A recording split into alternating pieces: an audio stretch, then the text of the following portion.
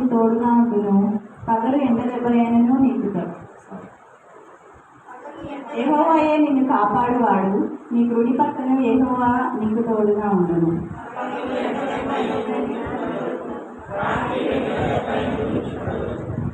ఏ అపాయము రాకుండా యెహోవా నీకు కాపాడును, ఆయన నీ ప్రాణమును కాపాడును. అందరూ కలుస్తారుగా కాపాడు. దయచేసి అనిపించింది.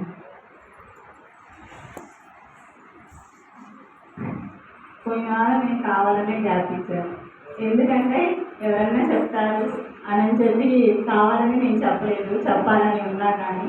కానీ ఈ వారం కూడా చూసాను, అందరు నా వైపు చూస్తున్నారంటే మొత్తం పెట్టిస్తున్నారంటే అందరికీ అవకాశం ఇది, అందరూ ఉపయోగించుకోండి. దేవుని వాక్యం చెప్పాలి అంటే మనం ఫాస్ట్ దానిలాగా 30-40 నిమిషాలు గంటలు మనం చెప్పలేము. కనీసం ఒక 5-10 నిమిషాలైనా దేవుడు మనకిచ్చిన ఈ అవకాశాన్ని మనం ఉపయోగించుకోవాలన్నమాట. ఇక్కడ చూసినట్లయితే దానికన్నా ముందు ఒక విషయం, నేను రికార్డ్ చేస్తున్నాను వర్షిప్ సాంగ్స్. ఎందుకంటే మీకు డౌట్స్ రావచ్చు. నేను ఒక యూట్యూబ్ ఛానల్ ఓపెన్ చేశాను అనమాట. దాంట్లో నేను చెప్పే వాక్యాలు కానీ, ఆరాధన పాటలు, మేము పాడే పాటలు కానీ అవన్నీ అప్లోడ్ చేస్తున్నాను. ఛానల్ పేరు RDS world. Okay, RDS world. Okay, 3 Santa Claus photo ఉంటుంది అనమాట.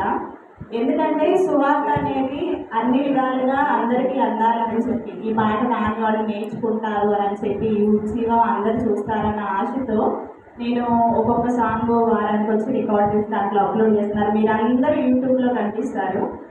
ఆర్టిఎస్ వరల్డ్ ఓపెన్ చేసి చూసుకోండి, దాంట్లో సాంగ్స్ అనేది అప్లోడ్ చేస్తున్నాను. సో ఇక్కడ మనం ధ్యానాంశంలోకి వెళ్దాం. ఇక్కడ 121 కీర్తనలో చూసినట్లయితే, కొండల తట్టు నా కనులెత్తుచున్నాను, నాకు సహాయం ఎక్కడి నుండి వచ్చును. యెహోవానే నాకు సహాయం కలుగును, ఆయన భూమి ఆకాశమును సృజించినవాడు.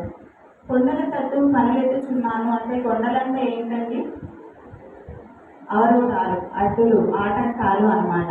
మనము ఒక ప్రదేశం నుండి వేరే ప్రదేశానికి వెళ్తున్నప్పుడు మనకి మన కారు కానీ మన బస్సు కానీ కొండలు అనేవి అడ్డుగా వస్తుంటాయి. అలాగే మన జీవితంలో కొండలు ఏంటంటే మనకు ఉన్నటువంటి సమస్యలు, అది ఎటువంటి సమస్యలైనా, ఆర్థిక ఇబ్బందులైనా, ఎరుపు ఇబ్బందులైనా, అండ్ ఇంకా ఆత్మీయ సంబంధమైన ఇబ్బందులైనా, ఏదైనా అవన్నీ ఒక కొండలుగా మనం చూడొచ్చు అనమాట. ఇక్కడ దావీదు భక్తుడు అన్నాడు, ప్రభువా నేను నా సమస్యల వైపు చూస్తున్నాను, ఈ సమస్యలన్నిటికీ నాకు పరిష్కారం ఎక్కడి నుంచి వస్తుంది, నీ వల్లనే నాకు సహాయం కలిగిద్దాయా అని చెప్పి దావీదు భక్తుడు దేవుడిని ప్రార్థిస్తున్నాడు. అయితే బైబిల్లో చాలామంది ఆయన వైపు చూసి సహాయం పొందిన వాళ్ళు చాలామంది ఉన్నారు. వాళ్ళకు ఉన్నటువంటి సమస్యలను చూస్తూ దేవుని దగ్గర నుండి సహాయం పొందుకున్న వాళ్ళు చాలామంది ఉన్నారు. అవన్నీ చెప్తే మీకు కొంచెం బోరింగ్గా ఉంటుందని ఈరోజు నేను ఒక ఉపమానంతో నేను ముందుకు వచ్చాను. ఇది అమెరికాలో రియల్గా జరిగిన సంఘటన అన్నమాట. అమెరికాలో బ్రెండా అని ఒక యవనస్తురాలు ఉంది. ఆ యవనస్తురాలు హైకింగ్కి వెళ్ళారు. హైకింగ్కి వెళ్ళడం ఏంటంటే కొండలని ఎక్కి అక్కడ ఉన్నటువంటి కొండల పైకి వెళ్తే ఈ అందాలన్నీ చూడవచ్చు అనమాట, కింద అందాలన్నీ. అలా హైకర్స్, ట్రెక్కింగ్ ఇలా చాలా ఉంటాయి. అలా కొండలు ఎక్కడానికి బ్రెండా అనే ఒక అమ్మాయి వెళ్ళిందనమాట. కానీ ఆ బ్రెండా అనే అమ్మాయి చాలా దైవభక్తురాలు, చాలా దేవుడిని తెలుసుకున్న వ్యక్తి. సో తనకి సైట్ ఉందన్నమాట. సైట్ అంటే చూపు మసగా మందం ఇవన్నీ ఉన్నాయన్నమాట.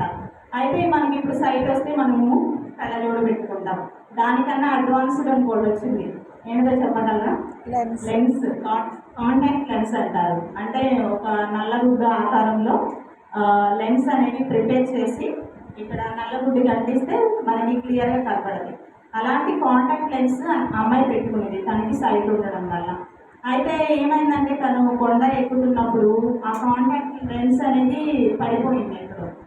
సో తను అది చూసుకోకుండా, కొండ ఎక్కడం అంటే అంత సాధారణమైన విషయం కాదు, మనకి మెట్లు ఎక్కితేనే అబ్బా అయ్యా అనుకుంటాము. కానీ కొండలు ఎక్కాలంటే సపోర్ట్ ఏముండదు, కాళ్ళకి సపోర్ట్ చూసుకోవాలి, చేతులకి సపోర్ట్ చూసుకోవాలి.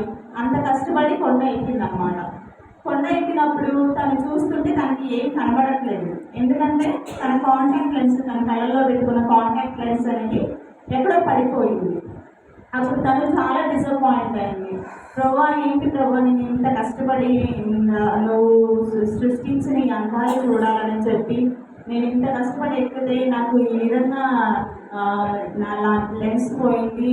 ఇప్పుడు నువ్వే కానీ ఇంత క్రిటికల్ సిచ్యువేషన్లో కూడా నువ్వు నాకు సహాయం చేయగలవు అని చెప్పి అక్కడికి వెళ్ళి ప్రార్థన చేసుకున్నాను అనమాట. అది అసాధ్యమైన విషయం, ఎందుకంటే కొండలంటే రాళ్ళు రప్పలు అంటే లెన్స్ ఎలా ఉంటుందంటే వాటర్ కలర్లో ఉంటుంది. మనం డ్రింకింగ్ వాటర్ తాగుతాం కదా, ఆ కలర్లో ఉంటుంది. అసలు ట్రాన్స్పరెంట్గా అసలు కలర్ కూడా ఏముంటుంది, దానికి తెల్లగా ఉంటుంది. చాలా పలుచగా ఉల్లి పొరలాగా చాలా పలుచగా ఉంటుంది. సో అది కొండ కింద పడిందో కొండల్లో పడిందో ఎక్కడో తెలియదు. కానీ తన విశ్వాసంతో ప్రార్థన చేసింది, ప్రభా నేను ఈ కొండల మీద ఉన్నాను, నువ్వు నాకు సహాయం చేయని ప్రార్థన చేసినప్పుడు తను ఎక్కిన తర్వాత ఇంకోటి బయలుదేరింది కొండ ఎక్కడానికి. ఆ కొండ ఎక్కడానికి ఎక్కిన టీంలో ఒక అతను పైన ఎవరైనా ఉన్నారా, ఎవరైనా కాంటాక్ట్ లెన్స్ పోయిందా అని చెప్పి అరిచాడు. అని అరిస్తే ఆమె చాలా సంతోషించింది. దేవుడు నా ప్రార్థన విని నాకు సహాయం చేశాడని దేవుని స్తుతించి తనకి ఆ కాంటాక్ట్ లెన్స్ తన దగ్గర నుండి తీసుకుంది. అయితే అంత క్రిటికల్ సిచ్యువేషన్లో కూడా ఆ కాంటాక్ట్ లెన్స్ ఎలా దొరికిందంటే వచ్చే టీంలో ఆ మెంబరు ఫోటోగ్రాఫర్ అనమాట. అతను ఏం చేస్తాడంటే చిన్న చిన్న మొక్కల్ని, చిన్న చిన్న క్రియేచర్స్ని, చిన్న చిన్న చీమల్ని, ఇలాంటి వాటన్నిటిని తన కెమెరాలో బంధిస్తాడు. ఫోటోగ్రాఫర్స్ అంటే ప్రతి ఒక్కటి అందమైన బంధించాలని చూస్తారు. తను అలా కొండ ఎక్కుతున్నప్పుడు అన్నీ బంధిస్తున్నప్పుడు ఒక గండు చీమ ఆ కాంటాక్ట్ లెన్స్ మోసుకుంటూ వెళ్తుంది అనమాట. అది చాలా విచిత్రంగా అనిపించింది. గండు చీమ ఏంటి కాంటాక్ట్ లెన్స్ మోసుకుంటూ వెళ్ళడం ఏంటి అని చెప్పి, సో ఎవరైనా పోగొట్టుకున్నారేమో అని చెప్పి అది తీసుకొని ఆ అమ్మాయికి ఇచ్చాడు. తనకి ఆ ఫోటో కూడా చూపిస్తాడు. ఇది ఎంత విచిత్రంగా ఉందో చూడు, ఒక గండు చీమ దానికి ఏం అవసరం, నేను ఫోటో తీసేంత వరకు, నేను ఎక్కేంత వరకు అది మోస్తూనే ఉంది, దానికి ఏం అవసరం అంటే ఆ చీమకు దేవుడు ఆజ్ఞాపించాడు. ఏమని, నా భక్తురాలు ఇది పోగొట్టుకుంది, ఇది తనకు దొరికేదాకా నువ్వు ఈ భారాన్ని మోయని చెప్పి దేవుడు ఆ చీమకి అది ఆజ్ఞాపించాడు అనమాట. తను మోసింది. ఈ విషయాన్నంతా వెళ్ళి వాళ్ళ తండ్రికి చెప్పింది అనమాట. ఆ ఫ్రెండ్ అనే యోగురాలు చాలా సంతోషించి, దేవుడు నా ప్రార్థన ఆలకించి నాకు సహాయం చేశాడు. అంత క్రిటికల్ సిచ్యువేషన్లో కూడా కొండలో దొరకడం అసాధ్యం, అది కానీ అంత చిన్న వస్తువు కూడా దేవుడు ఆమె విశ్వాసంతో ప్రార్థన చేసినప్పుడు దానికి దొరికేలా చేశారు.